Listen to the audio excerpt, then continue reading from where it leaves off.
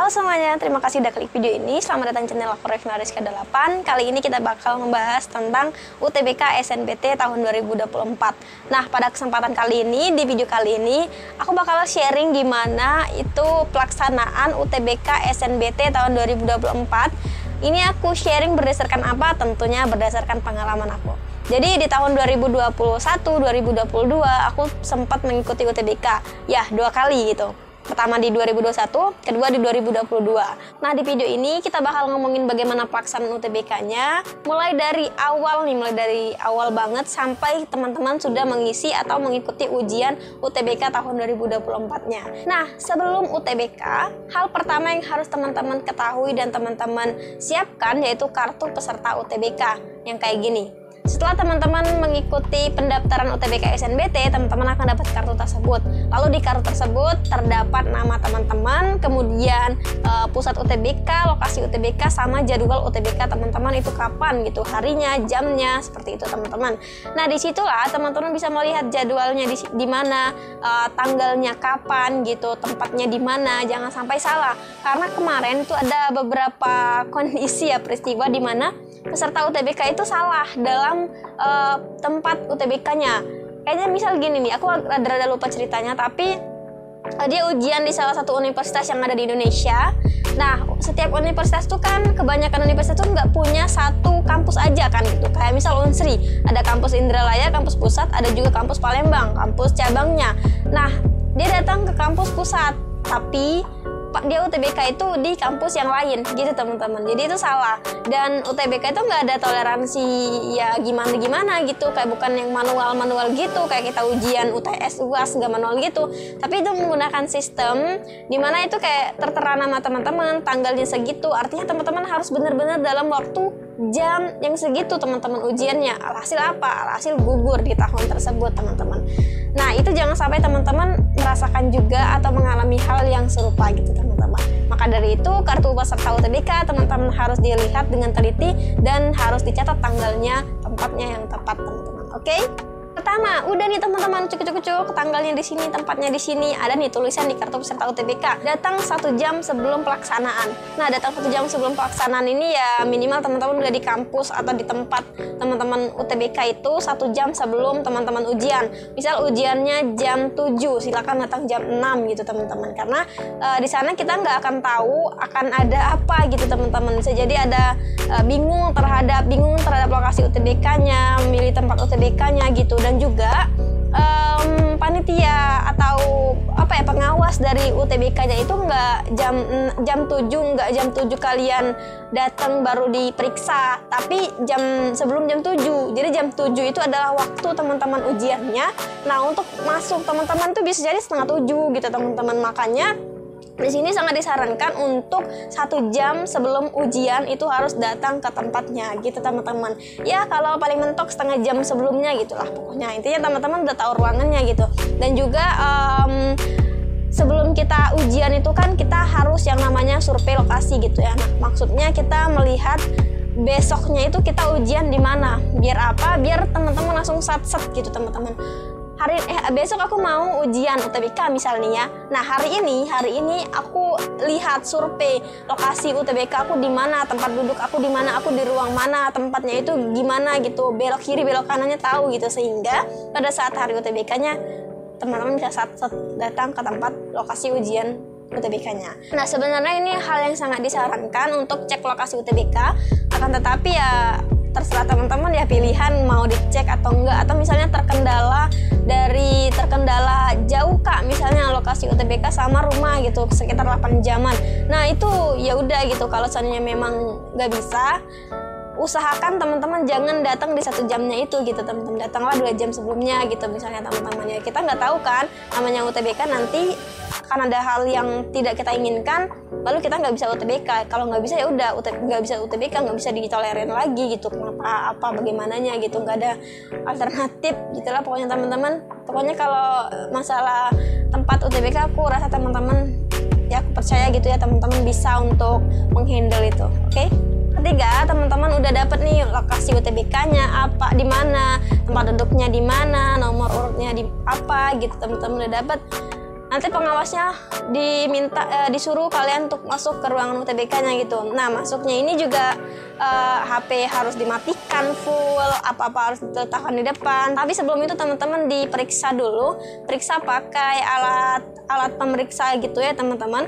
Nah, alat pemeriksa itu kayak mendeteksi apakah ini ada alat-alat elektronik yang ada di badan kita, karena memang sering kejadian bahwa peserta UTBK itu menggunakan apa gitulah, pokoknya di sini ada saluran pendengar suara gitu, kemudian di sini ada kamera untuk melihat ujian UTBK. Itu namanya adalah joki UTBK, sampai berpuluh-puluh juta itu untuk masuk di kampus yang mereka inginkan. Ya itu banyak kejadian sering, makanya lumayan sangat ketat juga gitu teman-teman untuk pengawasan UTBK ini. Nah, misal nih teman-teman nggak ada nih, lanjut ke masuk ke ruangannya, udah aman, HP-nya udah di silent, udah duduk mantep. Terus selanjutnya pengawas itu akan kayak remind teman-teman lagi nih, siapa yang mau ke toilet, siapa yang mau keluar gitu. Pokoknya diberi waktu kayak gitu, mau keluar atau enggak, karena kalau udah ujian UTBK-nya itu nggak bisa lagi keluar, karena mainnya waktu teman-teman. Ya kita nggak ada tolerir lagi, karena itu sistem pengawas hanya mengawasi di sini, tapi untuk waktu itu sudah ada di laptopnya, komputernya gitu teman-teman. Nah, di komputer itu misal kita udah klik mulai ya gitu untuk ujian UTBK-nya, ya waktunya udah mulai gitu teman-teman. Teman-teman tinggal misalnya ke toilet 15 menit. Nah, teman-teman itu waktu tetap berjalan gitu. Nggak ada tolerir. Makanya pengawas itu memberikan waktu sebelum ujian itu, silakan yang mau ke toilet, yang mau minum misalnya, atau yang mau ngapain lah pokoknya. Tapi setelah UTBK nggak bisa lagi gitu teman-teman. Lalu setelah kita diperkenankan untuk ke toilet dan lain sebagainya, kita itu di tanda tangan dulu kayak di absen gitu teman-teman, disesuaikan kartu pesertanya, KTP teman-teman atau kartu pelajarnya disesuaikan, lalu dilihat wajah kita sama nggak gitu, karena dikhawatirkan nanti beda orang gitu yang mengerjakan ujian tulisnya UTBK-nya gitu teman-teman. Jadi itu di absen terlebih dahulu, lalu setelah di absen teman-teman itu dikasih yang namanya lembaran untuk pengerjaan soal-soal seperti matematika yang butuh ya pokoknya ore-orean gitu teman-teman. Nah, ini kita nggak bawa dari rumah karena disediain, kita bawanya cuman pena aja gitu teman-teman, pena atau pensil ya pokoknya yang dibutuhkan gitu. Kalau untuk kertas disediakan dari panitianya gitu teman-teman. Nah, biasanya dapat 1 lembar kertas HPS atau A4 gitu, pokoknya yang kosong gitu. Terus dikasih nama teman-teman, dikasih nama sama nomor pesertanya gitu.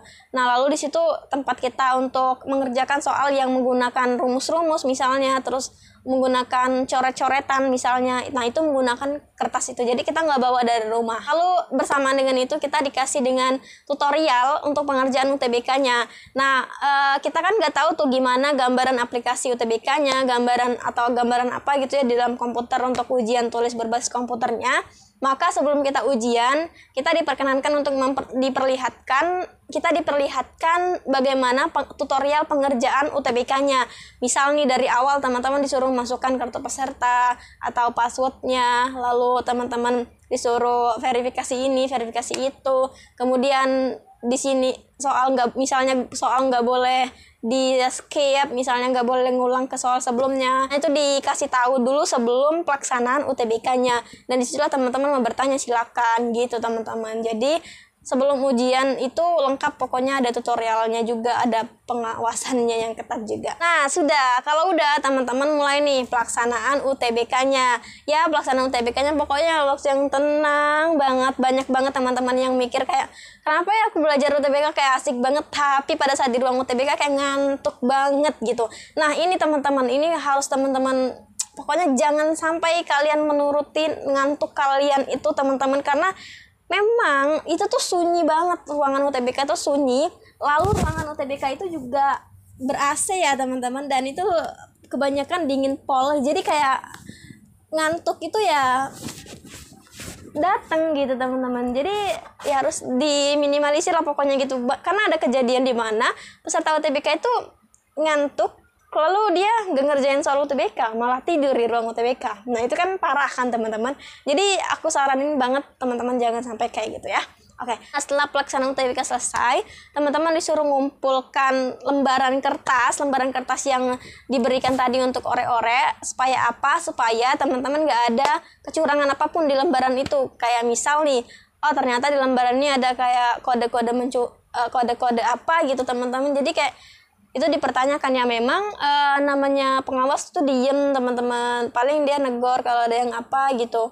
Tapi lembar ujian itu teman-teman yang bakal diperiksanya juga gitu, dan dilihat ketut pesertanya, dia memang mungkin nggak menegur, tapi ya hati-hati, bisa jadi itu dilaporkannya dan bisa saja itu menjadi hal yang membuat teman-teman didiskualifikasi gitu. Dan nggak usah lihat kiri kanan, karena memang soalnya nggak bakal sama teman-teman dalam satu ruangan itu.